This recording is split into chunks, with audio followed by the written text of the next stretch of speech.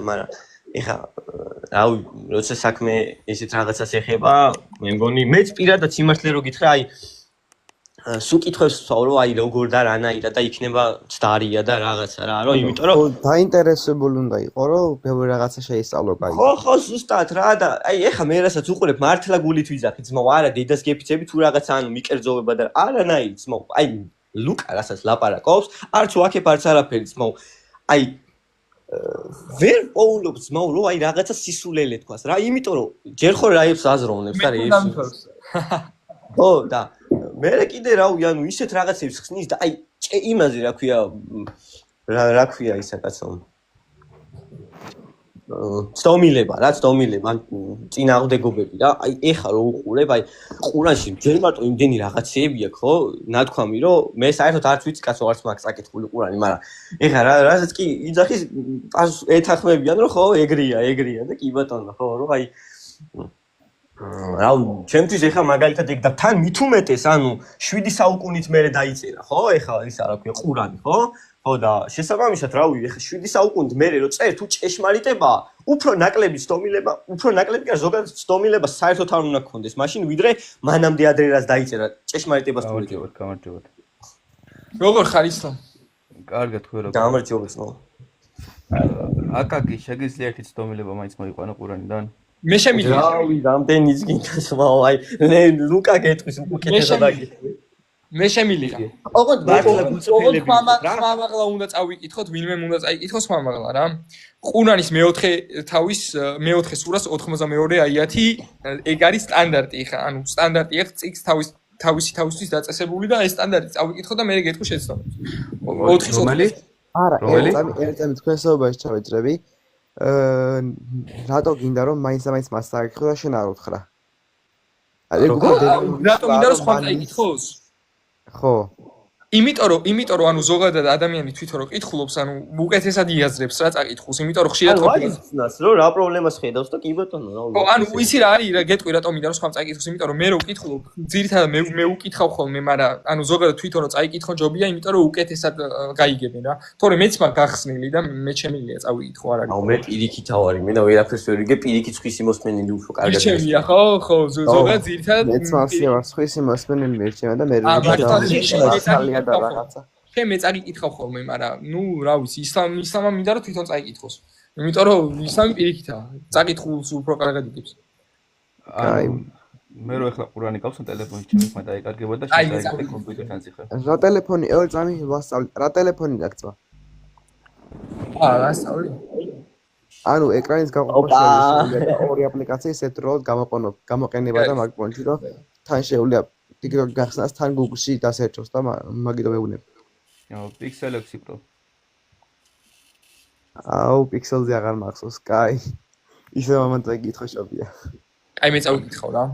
მინდი. ნუ თუ ეს არის მეოთხე სურას 82 აიათი. ნუ თუ ისინი ყოველმხრივად არ გაიაზრებენ ყურანს და რომ ყოფილიყო ალაჰის გარდა სხვა წიაღიდან მოვლენილი მასში უთუოდ უამრავ გაუგებრობას იპოვდნენ. ანუ ესაც გულისხმობს ახლა სხვები მას რო გაიგონ რა რომ ანუ ესო ყურანი რომ ყოველმხრივად არ გაიაზრებენო განაო ყურას ანუ ესო ალაჰის გარდა სხვა წიაღიდან იყო მოსულყო ანუ ღმერთის გარდა სხვა წყარო რო ყავდესო ამ წიგსო რა ყურანსო მასში უთუოდ იპოვდნენ უამრავ გაუგებრობასო ანუ ყურანში არ უნდა იყოს გაუგებრობა ხო ანუ ყურანი ამ სტანდარტს უწესებს საკუთარ თავს ხო ასე? დიახ. მესამე სურას მე-7 აიათი ხო, მესამე სურას მე-7 აიათში წერია ესეთი რაღაც, რომ გეტყვი ხო, რომ იგია, რომელმაც ზემოავლინა შენზე წიგნი, იმაშია ცხადი აიათები, რომელნიც წიგნის დედა აზრს ქმნიან და სხვა აიათები ერთმანეთის მსგავსი, რომლის ზუსტ მნიშვნელობას ვერავინ ჩასწვდება. ხოლო რომელთაც სიმრუდე უზით გულებში, ისინი იმათ მიყვებიან, რაც მიმგვანებულია, ცდილობენ გამოიწვიონ არეულობა და განმარტონ აიათები, არავინ იცის მისი ახსნა, კონკრეტულ აიათებზეა საუბარი გარდა ალაჰისა. წკიცე ცოდნის მქონენი ამბობენ ჩვენ ვიწამეთ სრულად ის ჩვენი უფლისგანაა შეგონებას მხოლოდ გონიანი მისდევენ. ანუ ნახე ჯერ ამბობს ყურანი რომ გაუგებარი საერთოდ არაფერი არ უნდა იყოს წიგნში და ამით მივხვდები ჩვენ რომ ეს წიგნი მართლაც ალაჰისგან არის, ეს კრიტერიუმი დაუწესა თვითონ წიგნმა. მერე მესამე სურას მე-7 აიათში ამბობს რომ არის რაღაცა ვერსები, აიათები, რომელიც ალაჰისგან და ვაფშე არავინ არ იცის და სრულიად აუხსნელია და აი როგორ შევათავსოთ ეს ერთმანეთთან ისლამ რას გვიჩი 4.92 წაიგითხე თავიდან ჰა 4.92 წავიკითხე წეგან მესამეს მეშვიდე ხო ანუ თავიდან წაიგითხე ხო გითხარი აი ჯობია შენ წაიკითხო მეთქი და არ გჯერა აჰა კიდე წავიკითხე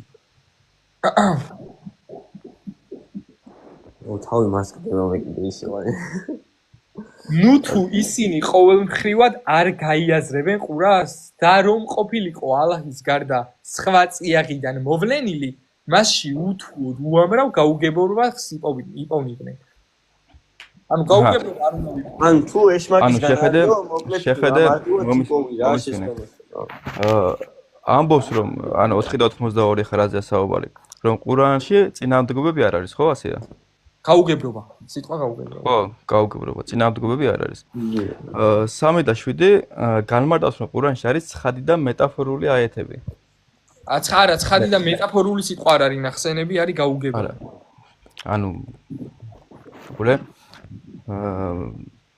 შეხედე ყურანში არის ცხადი და მეტაფორული აიეთები ეს ნიშნავს რომ ზოგი აიეთი პირდაპირ გასაგებია ზოგს კი უფრო ღრმა და ალეგორიული მნიშვნელობა აქვს და მეგობრებო კითხვა მაქვს რანაირად მოვიდა სიტყვა მეტაფორული აი ამ equation-ში აი ამ თემას როცა ვინ იცის ახლა აკაკი რანაირად მოვიდა სიტყვა მეტაფორული ვინ თქვა არ ვიცი აი ნახე მაგას ვიძახი მიკერძოებული არ უნდა იყო უნდა ილაპარაკო ისე რაც ფაქტია რა ისამ რას გეუბნები ცი ნახე მინდა რომ მესამეს მეშვიდე წაკითხო თავიდან იგია რომელმაც ზემოვალია შენზე წიგნი იმაშია ცხადი აიათები რომელიც წიგნის დედას ქმნიან და სხვა აიათები ერთმანეთის მსგავსი რომლის ზუსტი მნიშვნელობას ვერ წვდება ვერავინ ხოლო რომელთაც სიმრუდე უზის გულებში ისინი მიყვებიან რაც მიმგვანებულია ცდილობენ გამოიწვიონ არეულობა და განმარტონ აიათები ანუ ის აიათები რომელიც არავინ იცის მისი ახსნა ანუ გარკვეული აიათები ნეო ეს რომლის ზუსტ მნიშვნელობაში ვერავინ ჩაწვდება ეგ გადაწერილია კვადრატულ ჭხილებში კი ბატონო, იმიტომ რომ ეს არის ტაფსირების, ანუ ისლამის მკვლევარების, აი სუნიტები ვინც არიან, მათი ანუ განმარტება მოხსედა მაგით. მათი აზრია და არა ყურანის. ეგ არ არის პრობლემა, მაგრამ ნახე მე რა წერია შემდეგ მუხში და გეტყვი მათი აზრი საიდან არის. სწორად განმარტება სწორია. ნახე, არა, მეშვიდეში გააგრძელე კითხვა, ცდილობენ გამოიწვიონ არეულობა და განმარტონ აიათები არავინ იცის მისი ახსნა, ანუ არსებობს კონკრეტული აიათები, რომლის ახსნა საერთოდ არავინ არ იცის ყურანში ალაჰის გარდა პირდაპირ წერია. მე აღარ არის ტაფსირები და ისე, ეგ არის პირდაპირ ყურანის სიტყვები. შესაბამისად, ეს განმარტება, ეს სწორი განმარტება, ეს იბენ ქათირი, ელტაბარი და ისინი და ანუ ეს ის სიტყვა წერია, ბოდიში, ანუ ის სიტყვა წერია, რომ 7 დედამიწა უნდა იყოს რა ვიცი. არა, ეგ ხა მაგას მიუყვეთ, მაგრამ ეს არ არის წინააღმდეგობა, ანუ ყველაფერი გასაგები უნდა იყოს და თან არის ვერსები, რომლის ახსნა საერთოდ კაციშვილმა არ იცის და რანაირად არის ეს წინააღმდეგობა არის მაგალითად ესე რა ვთქვათ, რაღაცას რომ ამბობს ერთ მუხში და იმის საწინააღმდეგოს რომ ამბობს სხვაგან, მაგრამ ეგ წინააღმდეგობა სულ არ არის. რასაც შენ ახლა საუბრობ. აბა. გითხარი ხო ეგ არის მეტაფორული. მეტაფორული. ანუ ბიბლიაში ხო ესეთი რაღაცები მრავლად არის, მაგრამ ისე იცი რომ ბიბლია მაკრიტერიუმს არ აწესებს. ანუ ბიბლია არ ამბობს რომ ყველაფერი უნდა იყოს გასაგები და მე არ ამბობს რომ რაღაცა მუხლები გაუგებრა. ბიბლია კრიტერიუმს ვაფშე არ აწესებს რა თავის თავზე. მოგესმის? ბიბლიაში ეცნობა რომ არა, მომისმის ხო საუბრობს სამებაზე. ძირითადად სამებაზე საუბრობს. ბიბლიაში სამება ნახსენები საერთოდ არ არის. აი, კითხვა მაქვს შენთან ისლამ. აი, მაგალითი მინდა მოგიყვანო რა. დიახ. წარმოიდგინე ახლა ესეთი რაღაც რომ ნუ მე და შენ ვართ, მაგრამ მე ისედაც მეკობრობ ამ ადამიანთან, მაგრამ აი წარმოიდგინე რომ აი მე და შენ გვაქვს რაღაცა ყოველდღიური ურთიერთობა რა, ერთად ცხოვრობ და უშუალოდ რაღაც დინა გვაქვს ნაკირავები და ბიჭო გავედი სახლიდან რა და ნუ რაღაცა ინციდენტი მომივიდა, ნუ რაღაცა ნუ გირეკავ რა მოკლედ რა სახლიდან გავედი და გირეკავ და გეუბნები ესეთ რამეს რომ რუსთავაზე მივდიოდი მანქანით რა და გვერდიდან შემეჯახა მანქანა რა, ჩემი მანქანა დაილეწა, მე მხარი მაქვს ნატკენი და საავადმყოფოში ვარ და მამა ჩემს ვერ ვუკავშირდები და თუ შეგიძლია რომ მიხვიდე და უთხრა ეს ამბავი რომ მოუყვე რაც გითხარი და შემითხარი კაი ლუკა არ არის პრობლემა და წახვედი მამა ჩემთან და მამა ჩემს ეუბნები ესეთ რამეს რომ ლუკა ავარიაში მოყვა მაინტერესებს ამ შემთხვევაში შენ ტყუილს ამბობ თუ სიმართლეს ამბობ სიმართლეს ამბობ სიმართლეს ამბობ, მიუხედავად იმისა, რომ სიტყვა ავარია მე შენთვის საერთოდ არ მიხსენებია, ანუ მოცემულობა რაც აღწერე, ანუ სიმართლეს ამბობ, იმიტომ რომ თვითონ გარემოება რაც აღიწერე, დეფინიციურად არის ავარია, ხო გესმის? ანუ მიუხედავად იმისა, რომ მე შენთვის არ მithქვამს ისლამ მე ავარიაში მოხდი, არამედ გითხარი რომ მანქანა შემეჯახა გვერდიდან, მაგრამ ავარია რადგან ქვია ამას სახელი ესე, ამიტომ ეუბნები. აქედან გამომდინარე სამება ნახსენები არის თუ არა ბიბლიაში, ეგ არის სემენტიკური საკითხი, სემენტიკა, ანუ მე არავინ არ ამბობს რომ ბიბლიაში სამება ნახსენებია. არგუმენტი არის რომ სამების სწავლება არის ნახსენები, ხო გესმის? ანუ ბიბლია აღწერს რომ ღმერთი არის სამი პიროვნება, ეს არის არგუმენტი და არა ის რომ სად აღწერს მაგას შეგიძლია რა თქვა? კი, შემიძლია უამრავ მოხში. და ახლა ველი აღთმიდან დავიწყოთ. ან ახალი აღთმა მაგალითად მათის 28:19 შეგვიძლია ვნახოთ რომ ამბობს რომ ისა დაიმოწაფეთ ყველადან ათელიესით მამისა და ძისა და სულიწმინდის სახელით. აი რატო იძახის მაშინ მამასთან ერთად ძეს და რატო იძახის მამაძე და სულიწმინდა, მამაძე და სულიწმინდა. მამაძე და სულიწმინდა პირდაპირ მამაძე და სულიწმინდის სახელით ეცით ათელი სამი პიროვნება. ასევე ძველ აღთმაში არის მრავლობითები, რაც ღმერთის მულტიპიროვნებულობა ჩანს, ეს არის დაბადების პირველი თავის 26 მუხლი, 35-ის მე-7 მუხლი, მე-20-ის მე-13 მუხლი და 21-ის მე-10 და მე-13 კიდე სხვა ბევრი მუხლია. მოკლედ, სადაც ჩანს ღმერთის მულტიპიროვნულობა. ღმერთის სამი პიროვნება გეტყვი როგორ ვლინდება ძირითადად ძველ აღთქმაში. ეს არის იაჰვე, მალახი, იაჰვე და რუახ ელოჰიმი, ანუ ღმერთის მაცნე და ღმერთის სული და მინდა რომ ერთი მუხლი წაკითხო ხმამაღლა რა. ეს წაკითხული მაქვს მე შენთვის. ესაიას 52 თავის მე-16 მუხლში წერია ესეთი რაღაც და მინდა რომ აი რატო არის ძალიან მნიშვნელოვანი ეს მუხლი, მინდა რომ აღიხსნა. მე-16 მუხლამდე სანამ მივალ წინა მუხლს წაკითხავ რომ მიხვდე მოლაპარაკე პირი ვინ არის რა. ნახე მოლაპარაკე პირი ასამბობს, ესე საუბრობს მისმინე იაკობ და ისრაელ. მე-12 მუხლიდან გიგიხავ. მისმინე იაკობ და ისრაელ შემოწოდებულო ეს მე ვარ პირველი და მე ვარ უკანასკნელიც. ასკარად ღმერთია მოლაპარაკე პირი. ჩემმა ხელმა დააფუძნა მიწა და ჩემმა მარჯვენამ გადაჭიმა ცა, მოუხმო მათ და ერთად დადგემიან. ღმერთია აშკარად მოლაპარაკე პირი. შეიკრიბნეთ ყველანი და ისმინეთ, ვინ გამოეცხადა მათ შორის ეს ამბები, უფალმა შეიყვარა იგი, აასრულებს თავის ნებასულს ბაბილონზე და ხალდეელებზე შემართავს კლავს. მე ვიყავი, მე ვილაპარაკე, რომ მოუწოდე კიდეც მოვიყვანე და გზა წარმომართე.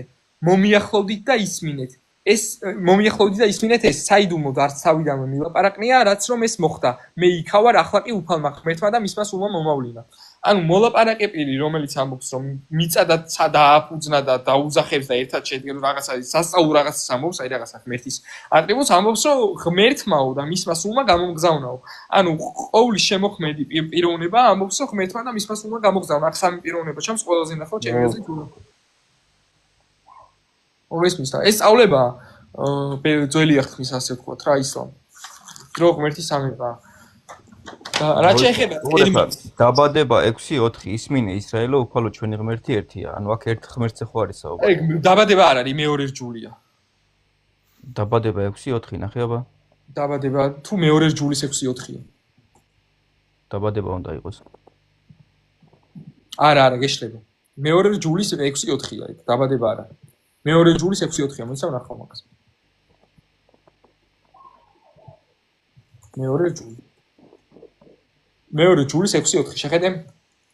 ისმინე ისრაელ ერთია უფალი ჩვენი ღმერთი. ხო, და მეორე რჯულის 6:4-ია, ხო გითხარი. მეორე რჯულის 6:4-ში სიტყვა არის ეხად გამოყენებული, ეგ სიტყვა ერთი გამოიყენება ისეთ კონკრეტულ პიროვნებებზე, რომლებიც ერთი არ არიან. მაგალითად, დაბადების მეორე თავში ეგ სიტყვა ერთი გამოიყენება ადამზე და ევაზე. ერთ ხორცი იქნებიან, რომ ერთი იქნებიანო ადამი და ევა, მაგრამ ეს ხო არ ნიშნავს, რომ ადამი და ევა ერთი პიროვნებაა. არამედ